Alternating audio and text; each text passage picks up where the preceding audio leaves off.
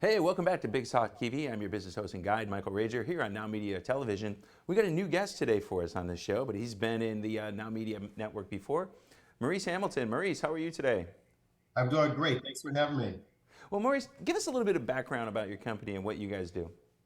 Sure, absolutely. So, a couple of things we do for our clients, we actually help them with cybersecurity related issues. So, we help them with exposing vulnerability, help them with penetration testing, helping them with the training and actually making sure they're spot on with their cybersecurity initiatives. And the other thing we do, we actually deploy many technicians across the United States, and we actually go out with our clients, install networking cabling, install security cameras.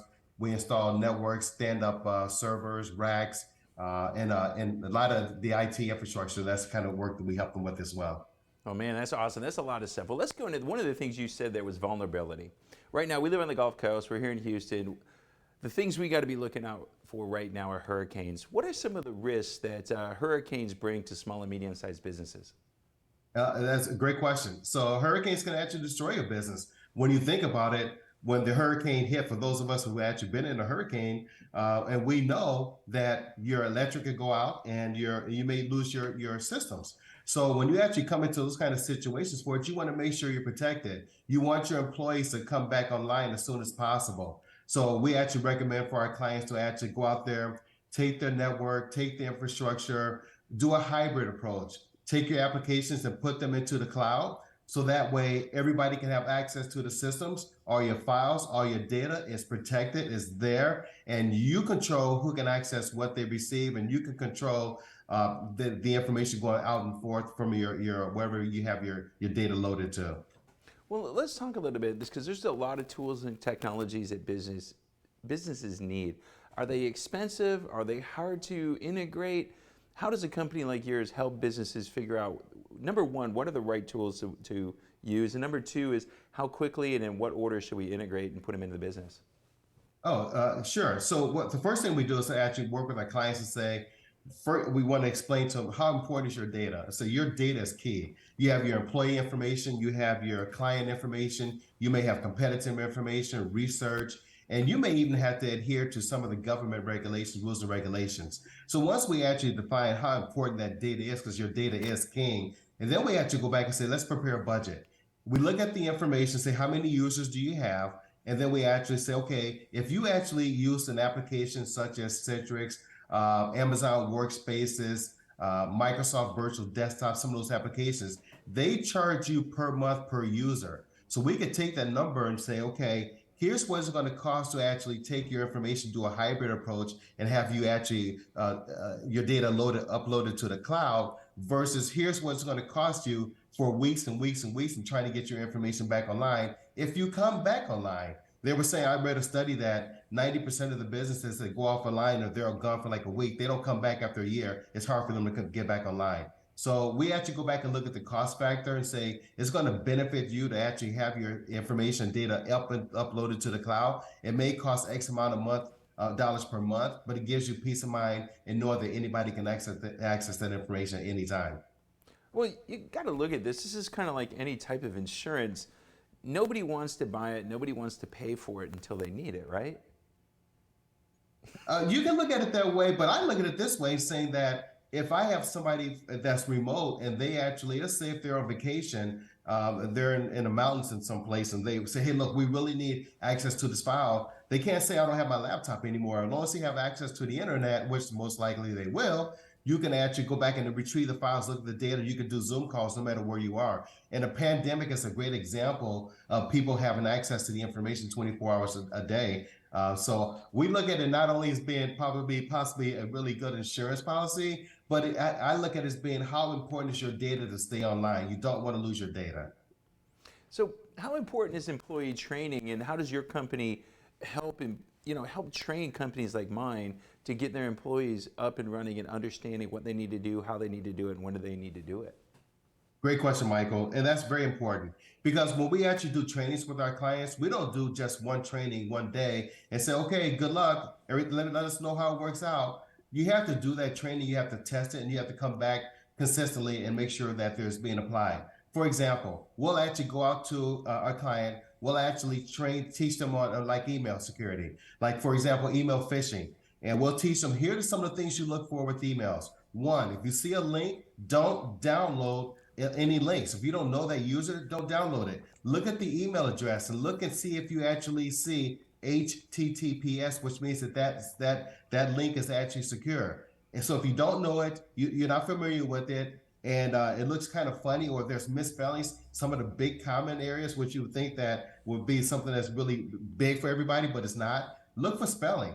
Look for Microsoft spelled incorrectly. And so we teach people how to do that. And then once we do that, well, and I've done it before, where this next day we went out there, I did a test, and we had about 30 people at this one particular company, and 3 people failed the test, and we just had the training less than 20 hours, 24 hours previous to that. And so we go back, we don't beat them up, we don't say anything bad about it, say, look, obviously there's something you missed, let's go back. And we'll continuously test people to make sure that they're applying all the principles that we're teaching them, how to avoid phishing emails, how to avoid cyber attacks. And then we give them a bunch of different examples, like the MERS. We give them examples about target, how people actually get into your systems. We kind of like paint the picture how they do it. Cyber thieves do it. Well, we were talking a little bit before we came on air. You know, we come to this and we go to that training, that ongoing training about this. The crooks are becoming better and better and better. And I mentioned earlier that, you know, I got an email yesterday from a guy that I know very well. I know his email. I know everything about it. It looked so much like his. And the reason that I knew it really wasn't from him is because he was asking for an invoice. But how, you know, again, these guys are getting so good. What are some keys besides the spelling and stuff we got to look at? Because if I wasn't paying attention, I would have clicked. Great question. So one of the things we tell everybody is that, and we don't just think of these items. We follow frameworks by the government. We follow frameworks by NIST, which is like the National Institute of Standards and Security and Technology. And we actually go back and recommend to our clients to use firewalls, use IDS or intrusion protection systems, where you have like a firewall built into your applications that can kind of catch those particular frauds or fraudulent type activities. So we as humans may not be able to catch it, but a lot of the IDS, IPS, some of the firewalls we have in place, they may catch it because they'll look at that. They'll verify the email address where it came from, and they can actually go back and say, hey, this is considered a fraudulent email address. Your systems can track that. And I add one more thing to it. And now we're actually starting to use artificial intelligence, where we can look at the behavior of different criminals. And we actually have people say, hey, look, the networking team or security team can actually go back out there and look at some of the different sites that actually the government posts about how people are actually being invaded into these systems for it. But you use AI to look for behaviors, to look for trends, to actually be able to catch that the human eye may not be able to catch. So, and basically I said that a long way to say, use different devices like intrusion detection, use firewall protection, use proxy servers. Those kind of devices have different mechanisms built inside them so they can catch what you can't catch. Yeah, no, it's one of the things that really, again, tipped me off is my virus protection and my malware stuff came up and said, hey, this looks like a phishing site, you know, stay away, and kind of go from there. So, you know, we got about 3 minutes left. What's one more tip that we got to give somebody going into hurricane season? You know, how far out should they be planning? What should they be looking at? Because, you know, the Gulf's active, everything's active out right now. What do they got to be looking at for speed? I would say one thing right now, really quick thing, tell people, back up your data. We have a 3-2-1 method that we tell our clients. When we back up your data, you want to actually be able to back up your data three different methods. So we call it a son, father, grandfather, or daughter, mother, grandmother. So you back your data up daily, and then you back your data up weekly, and then you back your data up monthly. And we recommend people use like these external devices like this, so you can back up your data on a daily basis and actually put that into your suitcase. So that way, in case something happens to your office, you still have your data backed up. So we recommend our clients actually back up their data. We also have them use off-site resources to actually back their data up as well. And the other thing would be just use 2 different type of medias when you're backing up. Back up to the cloud, back up on a device like these Seagate external portable drives that you can pick up from Amazon for less than $200 for 5 terabytes of data. I'm telling you, Maurice, you need to put a buzzer, something to sting us in the butt. I got one of those that sits right next on my office, and I swear to God, I look at it 4 times a day, and I swear to God, I back my stuff up about once every 3 or 4 weeks. Yes. So you need to invent. Here's what I'm telling you, man. This is it. We're gonna make millions here. We're gonna invent this buzzer that just buzzes you, and it doesn't stop till you back up your data. How's that? That sounds great. So if people are gonna go ahead and get a hold of you, how do they get a hold of you, Maurice?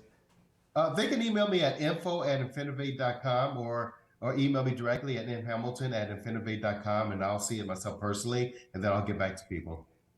Well, that's awesome, Maurice. I know you gave some great stuff today, and I'm telling you, small business owners, your data is everything. You've got to keep it. If you get compromised, it's going to put you in such a bad place. You've got to go out there. And, I saw it this week. I was out in Venice, Louisiana, and the power went out, and they couldn't charge credit cards. And you're at the end of the world there.